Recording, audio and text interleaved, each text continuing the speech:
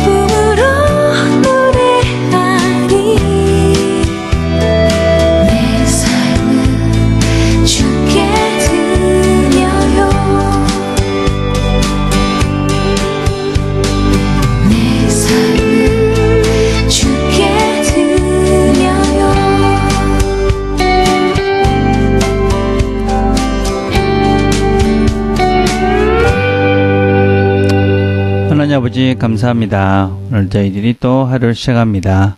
오늘도 은혜를 베푸셔서 우리의 삶들을 하나님께 온전히 드리는 귀한 날 되도록 축복해 주옵소서. 예수님의 이름으로 기도드립니다. 아멘.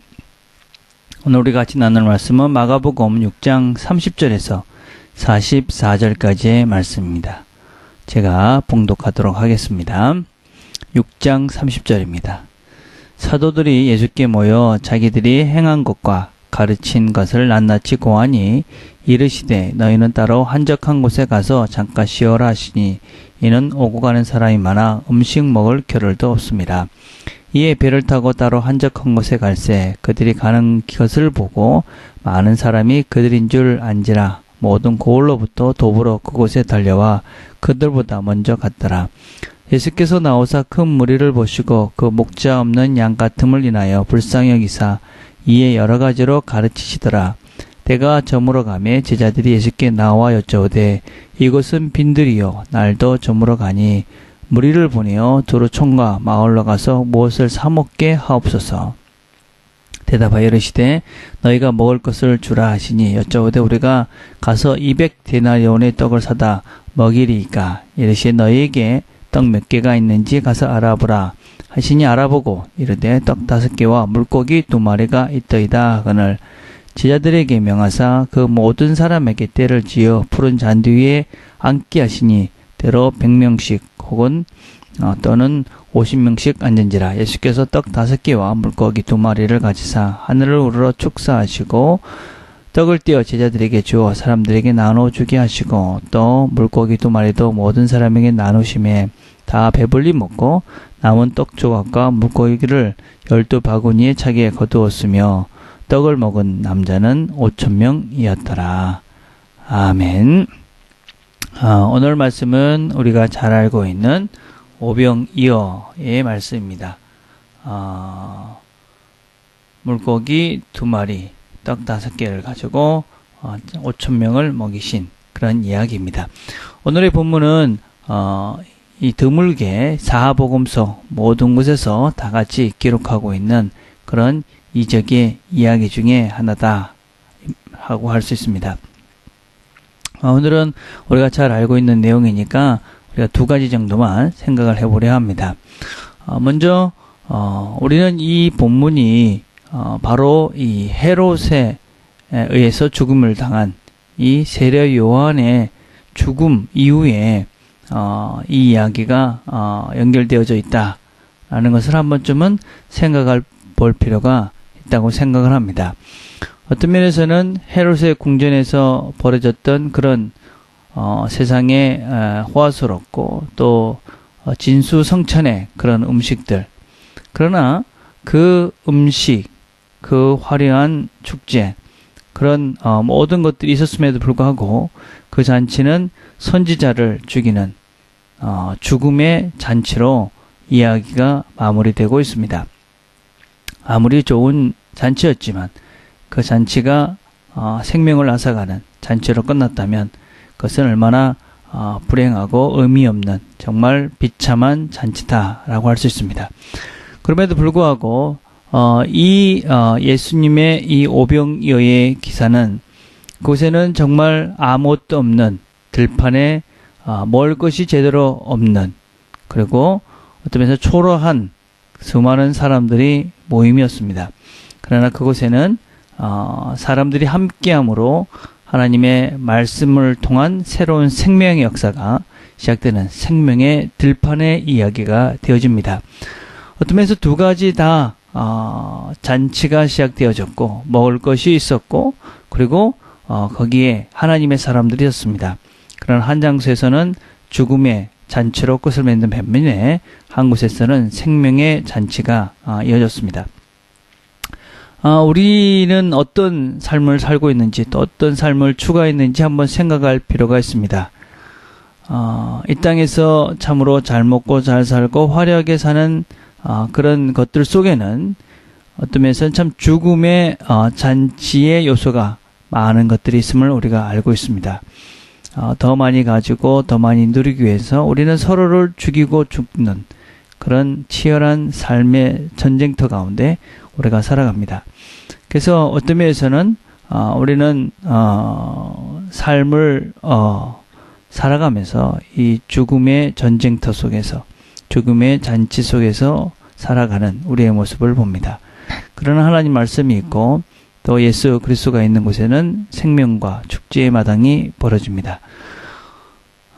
마가는 아마 이 2가지의 이야기를 같이 연결시켜 놓은 이유는 우리에게 이렇게 묻고 있는 것입니다. 너희들은 어떤 잔치를 지금 벌이고 있느냐? 어떤 잔치로 인생을 마무리할 수 있는 그런 시간들을 지금 보내고 있느냐? 하는 질문을 하고 있는 것입니다. 우리는 지금 어떤 잔치의 자리에 머물러오고 있는가? 우리 자신을 돌아봤으면 좋겠습니다. 우리가 2번째 또 이 본문을 통해 생각해 볼 수 있는 것은 떡 5개와 물고기 2마리를 주님께 드린 사람은 성경에서 작은 아이였다. 그렇게 성경은 이야기하고 있습니다. 보리떡이었습니다. 보리떡은 그 당시에 가장 가난한 사람들이 먹던 그런 싼 음식이었습니다. 그러니까 이 아이가 이렇게 보리떡을 들고 올 정도의 형편이었다면 사실은 거기에 있는 많은 사람들 중에는 그런 도시락을 작은 비상식량을 가지고 왔을 가능성이 훨씬 더 많이 있었다라고 추측해 볼 수 있습니다. 그 당시 사람들은 어디를 떠날 때 항상 비상식량을 따로 준비하는 것이 유대인들의 일반적인 상식이었기 때문에 아마 밤늦게까지 그 자리에 나온 사람들이 아무것도 없이 나오지는 않았을 것이다 하는 것이 일반적인 이야기입니다. 그러나 그 많은 사람들 중에 이 이름도 밝힐 수 없는 어린 소자 하나만이 주님께 그것을 드립니다. 주님께서 그 너희들 가운데 무엇이 있는가 알아보라 이렇게 얘기했을 때 우리가 가지고 있는 것이 물고기 2마리와 보리떡 5개입니다. 그렇게 물어봅니다. 이런 내 손에 무엇이 있느냐라는 질문은 신앙의 선배들이 참 많이 받았던 질문입니다. 모세가 하나님의 부르심을 받았을 때 내 손에 무엇이 있느냐 이렇게 묻습니다. 그때 모세의 손에는 지팡이가 들려져 있었습니다. 하나님께서는 그 지팡이를 통해서 일하셨습니다. 그리고 엘리야가 거진 죽게 되었을 때 그 여인에게 묻습니다. 내 손에 무엇이 있느냐. 그때 기름 한 병과 떡 조각 이것을 먹고 우리가 죽을 것입니다. 그렇게 이야기합니다. 주님께서 동일한 질문을 하고 있는 것 같습니다. 너에게 무엇이 있느냐. 그랬을 때 어린아이는 물고기 2마리와 떡 5개가 있습니다. 그리고 주님께서는 말씀하십니다. 그것을 내게 가져오라. 그리고 난 다음에 하나님께서는 그것을 통해서 엄청난 큰 일들을 행하시는 것을 우리는 볼 수 있습니다. 오늘도 하나님께서 우리들에게 한번 묻고 있습니다. 늘 묻고 있지요. 네가 가지고 있는 것이 무엇이냐. 우리는 우리가 가지고 있는 특별히 하나님께서 원하시는 것들은 하나님을 위해서 할 수 있다고 생각하는 그런 것들이 그냥 참 우리의 지식과 우리의 가치관 속에 갖춰져서 그냥 특별한 무엇일 것이다 라고 생각합니다. 특별한 재능이나 특별한 능력이나 또 아니면 돈이나 이런 시간이나 이런 것들일 거라고 생각하는데 사실은 주님께서 우리에게 요구하시는 내가 무엇을 가지고 있느냐라는 질문 속에는 우리가 가지고 있는 모든 것, 어떤 것들, 그냥 주님께 우리를 드릴 수 있다라는 마음, 그 마음 속에 있는 여러 가지 것들을 다 포함하고 있다 하는 것을 알 수 있습니다. 그래서 주님께서 우리에게 내가 무엇이 있느냐라고 질문했을 때 내가 가지고 있는 그 무엇이 있다라고 이야기하는 그 순간 그리고 그것을 하나님께 제가 이것을 드리겠습니다 라고 말하는 순간 하나님께서는 그것을 통해서 하나님의 위대한 일을 하신다라는 것을 기억했으면 좋겠습니다. 많은 사람들이 있었지만 아마 여러 가지 이유로 음식을 갖고 왔지만 주저했을 것입니다. 그것을 주고 나면 자기가 굶지 않을까. 또 어떤 때는 이것이 별로 도움이 되지 못하지 않을까. 그러나 정말 무엇이 있느냐라는 질문에 물고기 2마리와 떡 5개를 줬던 그 아이의 헌신을 통해서 모두가 배불리 먹게 되었습니다. 아마 드리지 못했던 사람들, 숨겨놨던 사람들, 참 마음이 부끄러웠을 것입니다. 이런저런 이유로 무엇이 있느냐라고 물었을 때 내놓지 못했던 사람들, 참 마음이 얼마나 찹찹했을까, 또 얼마나 실망스러웠을까. 내가 하나님께 드려서 이런 일이 일어났다면 하는 아쉬움들이 있지 않았을까 생각합니다. 하나님의 나라의 역사, 그것은 우리가 가지고 있는 비록 작아 보이지만 하나님 손에 기꺼이 드리겠습니다. 하나님 손에 올려드립니다. 하는 순간 하나님께서는 그 일을 통해서 엄청난 일들을 이루시고 우리는 하나님의 영광을 묵도하는 그 하나님의 쓰임받는 그런 사람들이 되게 될 것입니다. 오늘도 우리의 삶의 현장 가운데서 매 순간마다 우리가 하나님께 무엇을 드릴 수 있을까? 그런 고민하는 가운데 하나님이 무엇이 있느냐라는 질문을 솔직하게 대답하고 그것을 하나님께 드림으로 하나님의 위대한 쓰임을 받는 저와 여러분들이 되기를 간절히 바라겠습니다. 기도하겠습니다. 하나님 감사합니다. 오늘도 저희들이 또 하나님 말씀을 같이 나눴습니다. 하나님, 우리의 삶은 결탄코 아무도 죽음의 잔치의 자리의 삶을 살지 않고 생명의 잔치의 자리의 삶들을 살아가는 우리 식구들 되게 주옵소서. 생명의 잔치에 우리의 있는 것들을 하나님께서 내게 물으시는 것들을 기꺼이 드림으로 그 잔치 자리를 영광스럽게 만들고 그 생명의 잔치 가운데 우리가 동참하고 그 잔치에 큰 영광을 묵도할 수 있는 우리 모두가 될 수 있도록 하나님 축복해 주옵소서.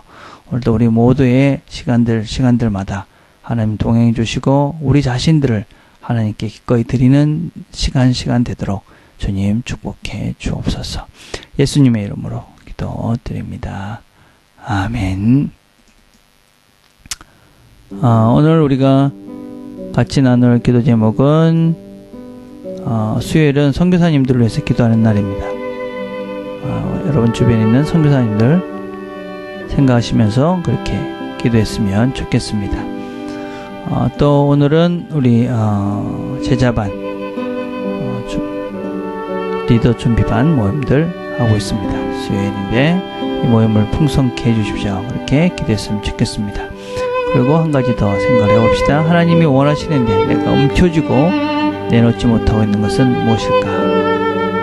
하나님이 나를 통해서 엄청난 일을 하기를 원하시는데 내가 그것을 드리지 못해서 사용되지 못하는 그것이 무엇일까? 한번 묵상해 보시면서 하나님의 마음을 그렇게 우리 마음속에 담아가는 그런 시간이 됐으면 좋겠습니다. 개인적으로 기도하는 시간들을 갖겠습니다.